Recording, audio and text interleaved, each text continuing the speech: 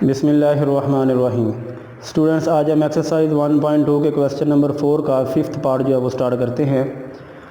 तो लिमिट के क्वेश्चन में बेटा सबसे पहले आपने फंक्शन में लिमिट पुट करनी है और लिमिट पुट करने पर अगर तो 0/0 फॉर्म बने तो इस बात की इंडिकेशन है कि अभी हमारे फंक्शन में मज़ीद सिंप्लीफिकेशन की क्या है, गुंजाइश है।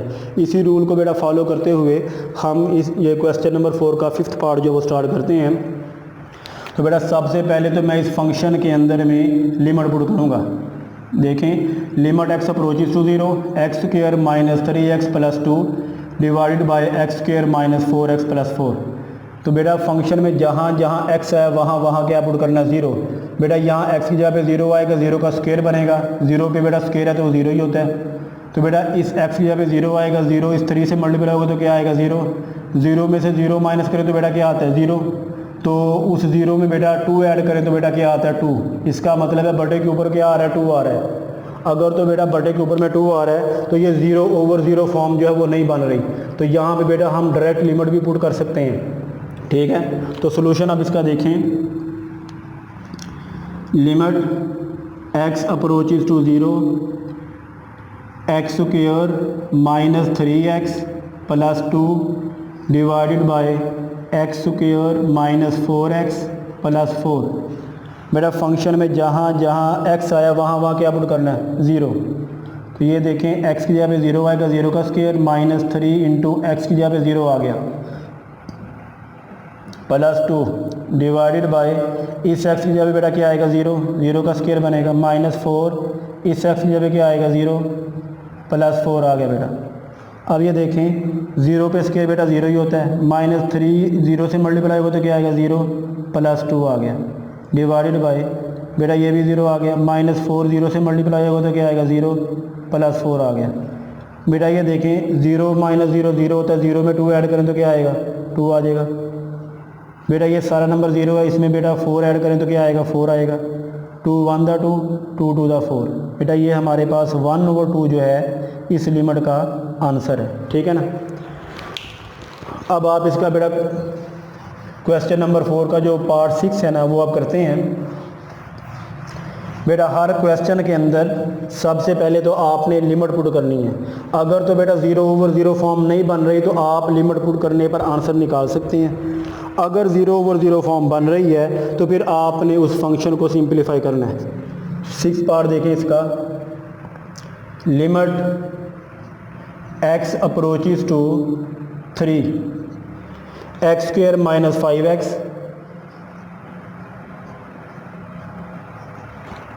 + 6 डिवाइडेड बाय x - 3।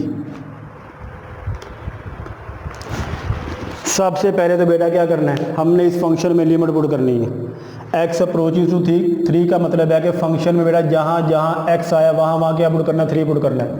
अब ये रफ में देखें, इस x की जगह बेटा 3 आएगा, 3 पे स्क्वायर आएगा -5 इस x की जगह क्या आएगा बेटा, 3 + 6। समझ आ गई मेरी बात की।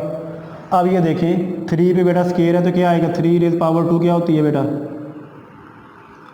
3⁻² का मतलब है कि 3 को 2 टाइम मल्टीप्लाई किया, 3 3 दा 9 तो बेटा ये 9 आ गया। -5 को 3 से मल्टीप्लाई करें तो 15 आता है +6।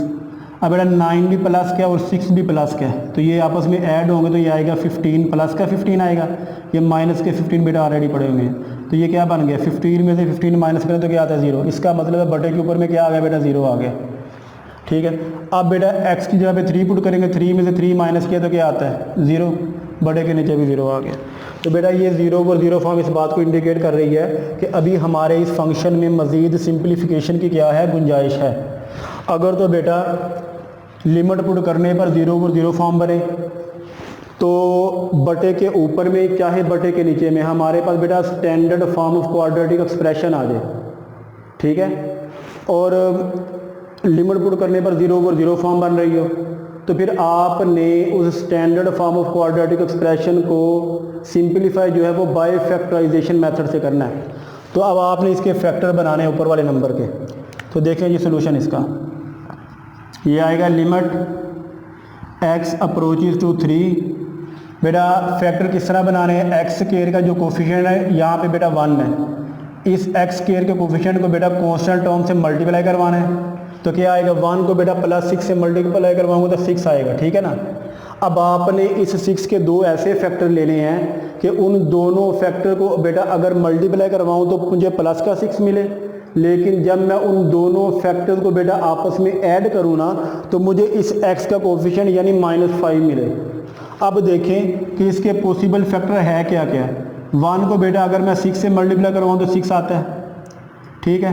2 को अगर मैं 3 से मल्टीप्लाई करवाऊँ तो क्या आता है, 6 आता है। 3 को 2 से, देखें 3 × 2 बेटा ये नंबर रिपीट हो गए हैं। जब नंबर रिपीट हो जाते हैं ना उससे आगे आपने नहीं जाना, ठीक है ना, वहाँ तक ही रहना है। अब ये दो पॉसिबल हमारे पास फैक्टर्स हैं, किसके, 6 के। बेटा अगर तो मैं ये देखें 6 आ रहा है, अगर मैं बेटा इसके 1 के साथ माइनस लगा दूं तो बेटा इन्हें ऐड करूंगा ना तो मुझे क्या मिलेगा, 6 - 1 = 5 मिलेगा, लेकिन मुझे माइनस का 5 चाहिए। अगर मैं इसके साथ माइनस लगा रहा हूं तो फिर -1 + 6 करूंगा तो माइनस का 6 आएगा, ठीक है ना। तो यानी कि फर्स्ट कंडीशन भी पूरी नहीं हो रही। फैक्टर बनाने के लिए दो कंडीशन होती हैं। पहली कंडीशन है कि जो फैक्टर आप ले रहे हो उनको मल्टीप्लाई करवाने से ये नंबर बने, ठीक है ना, प्लस का 6 यहाँ पे बने।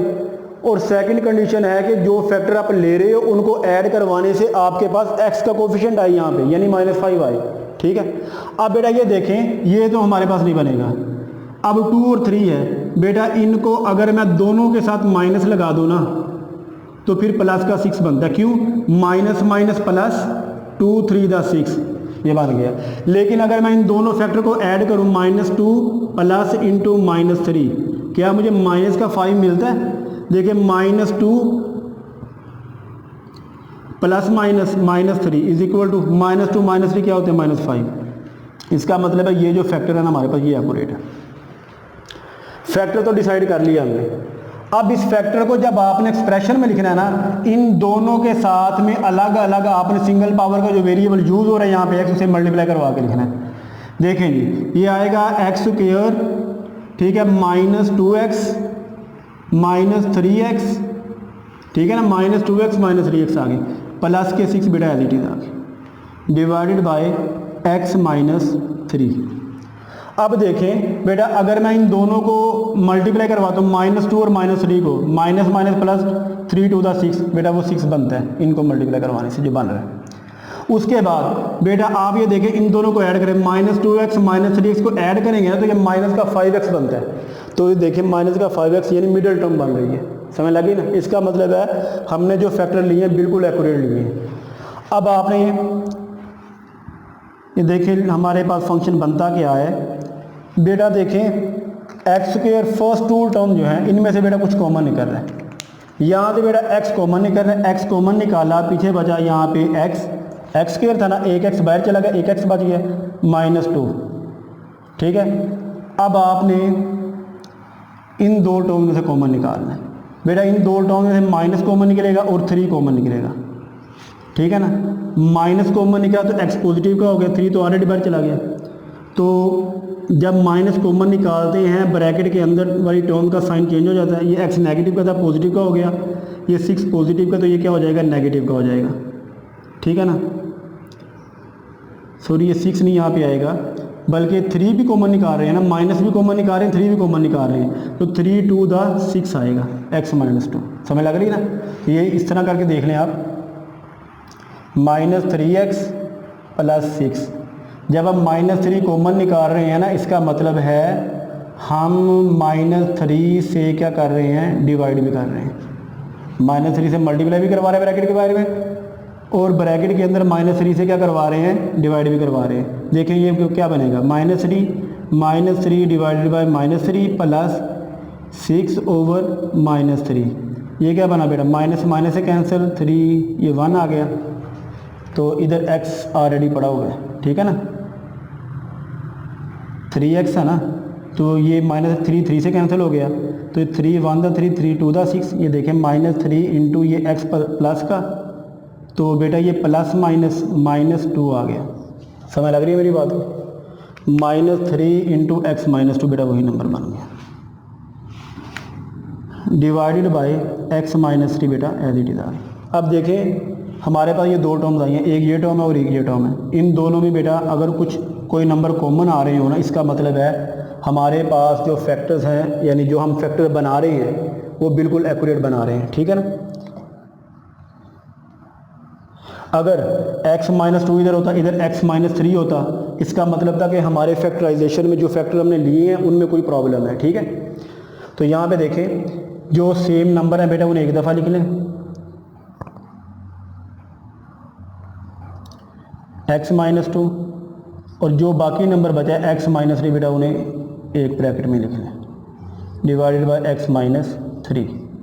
बेटा ये देखें बटे के ऊपर में x माइनस 3 और बटे के नीचे भी x माइनस 3, ये कैंसिल हो गए, बाकी जो नंबर बचेगा वो लिखें।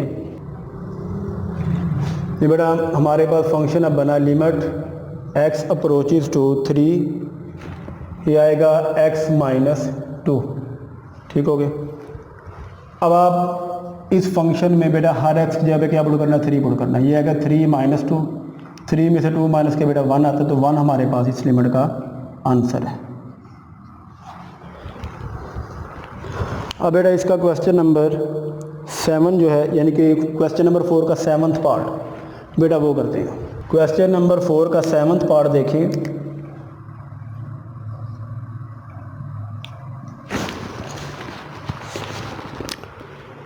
Limit x approaches to -3 x square minus x minus 12 divided by x square plus 4x plus 3।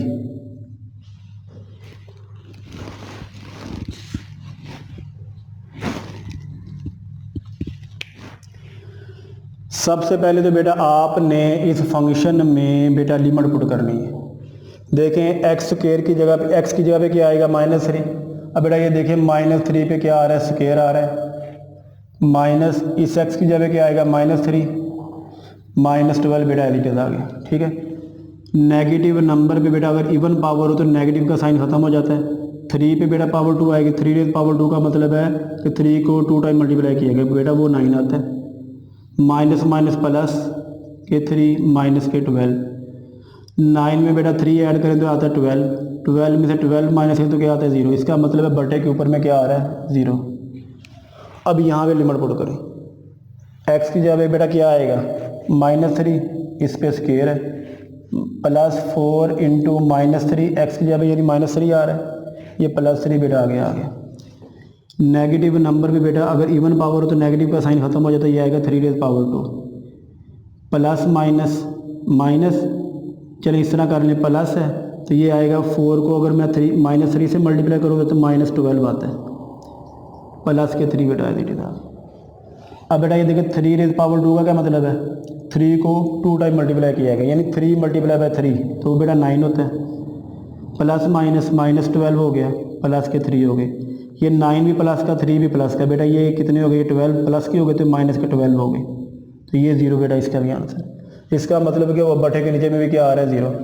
अब 0 और 0 फॉर्म आ रही है तो बेटा ये इस बात को इंडिकेट कर रही है कि अभी हमारे इस फंक्शन में मज़ीद सिंप्लीफिकेशन की क्या है, गुंजाइश है, ठीक है ना। तो अब फंक्शन है किस तरह की, फंक्शन बेटा ऊपर में भी हमारे पास standard form of quadratic expression है, बटे के नीचे में भी standard form of quadratic expression है। तो आपने बेटा इसके फैक्टर्स बना लेने हैं। किस तरह बनाने हैं बेटा, एक्स स्क्वायर का कोफिशिएंट यहाँ पे क्या पड़ा हुआ 1, इस 1 को बेटा -12 से मल्टीप्लाई करवाए ना तो आता है -12। अब इस -12 के फैक्टर आपने 2 लेने हैं ऐसे कि उन दोनों फैक्टर को अगर मल्टीप्लाई करवाऊँ तो -12 आए, लेकिन जब उन दोनों फैक्टर्स को ऐड करवाऊँ तो बेटा मुझे x का कोफिशिएंट यहाँ पे -1 है वो मिले, ठीक है ना।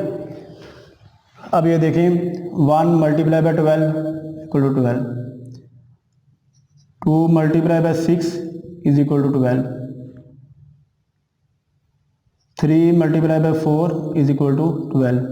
इसके बाद 4 मल्टीप्लाई बाय 3 वो रिपीट हो रहा है, ठीक है ना, वो नहीं आएगा। पहली बात तो ये है बेटा, इन दोनों में किसी एक के साथ अगर माइनस लगाऊंगा तो यहाँ पे -12 बनेगी, अगर 1 के साथ माइनस लगाता हूँ तो -12 बनता है। पहली कंडीशन तो पूरी हो रही है।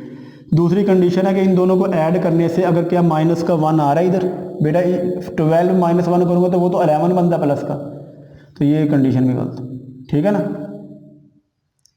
अब ये देखें 6 और 2, इन दोनों को मल्टीप्लाई करवाता हूँ बेटा, अगर 2 के साथ माइनस लगाता हूँ तो -12 बन जाता है। एक कंडीशन तो पूरी हो गई। क्या 6 में 2 माइनस करूँगा तो मुझे माइनस का 1 मिलेगा? 6 में से बेटा 2 माइनस करो तो 4 आता है बेटा, ये दूसरी कंडीशन भी गलत है।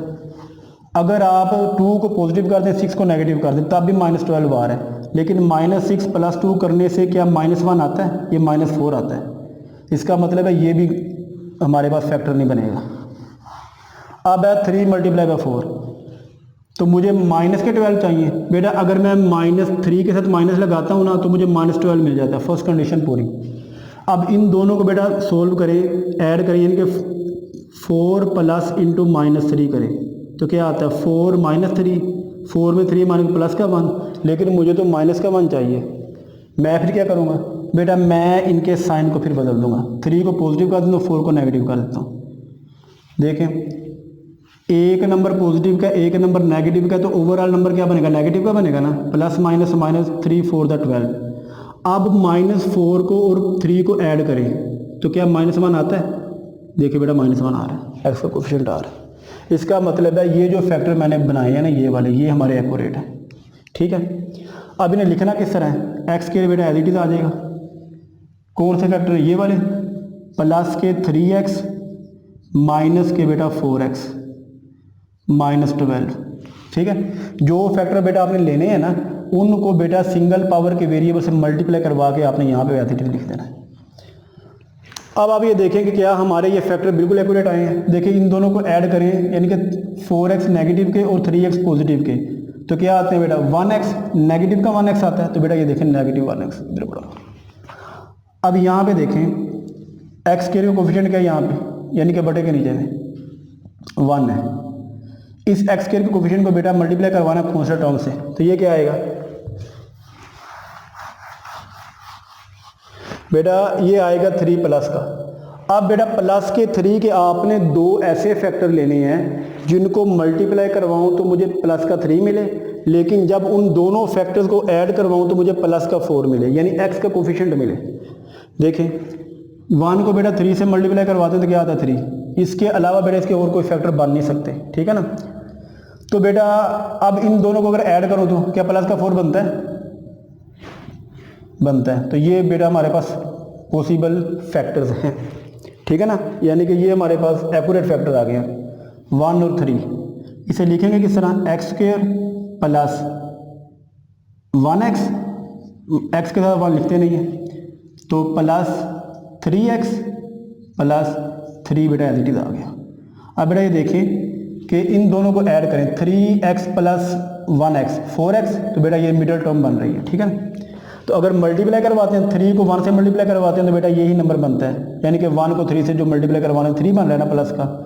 तो इनको अगर मल्टीप्लाई करवाता हूँ तो बेटा प्लस का 3 आता है, इनको ऐड करता हूँ तो प्लस का 4x बनता है। तो ये हमारे फैक्टर्स हैं बिल्कुल एक्यूरेट हमने ले लिए हैं। अब बेटा आपने नेक्स्ट स्टेप में इनमें से दो जो टर्म्स हैं उनमें से बेटा कॉमन निकालना है। फर्स्ट 2 टर्म्स में से बेटा कॉमन निकाला x कॉमन निकालेंगे बेटा, यहाँ पे बचेगा x प्लस 3। इधर से बेटा माइनस के 4 कॉमन निकल रहे हैं, ठीक है ना। तो ये क्या आएगा? x माइनस कॉमन निकल गया, प्लस आ गया, 4 3 12 आ गया। समझ लग रही है ना मेरी बात की? डिवाइडेड बाय, यहाँ से बेटा देखें x कॉमन इधर से भी निकल रहा है,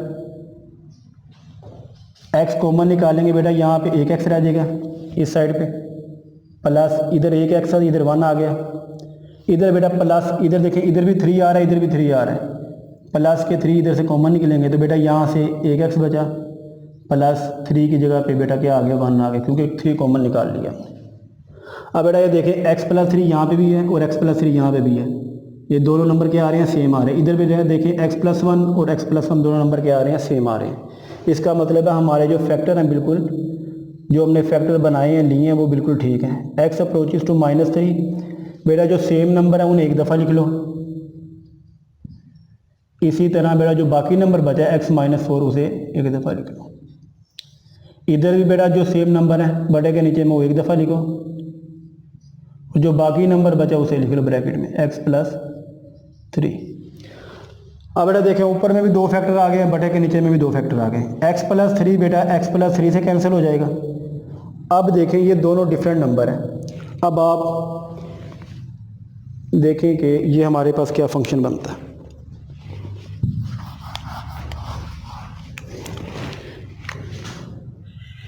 लिमिट x अप्रोचेस टू -3, ये बेटा आएगा x-4 डिवाइडेड बाय x+1। अब आप बेटा इस फंक्शन में लिमिट पुट करें, हर x की जगह पे क्या पुट करना -3, तो इसकी जगह पे क्या आएगा -3 -4 ऑलरेडी पड़ा होगा डिवाइडेड बाय इस x की जगह पे क्या आएगा -3 +1 एज इट इज़ आ जाएगा। -4 और -3 कितने होते हैं -7 डिवाइडेड बाय -3 +1 बेटा -2, ये माइनस माइनस कैंसिल हो गए, तो ये बेटा 7/2 जो है हमारे पास इस लिमिट का आंसर है। तो उम्मीद करता हूँ बेटा आपको ये क्वेश्चन जो है ये समझ आ गए होंगे। इंशाल्लाह नेक्स्ट लेक्चर में हम जो इससे नेक्स्ट क्वेश्चन है वो स्टार्ट करेंगे। Thank you.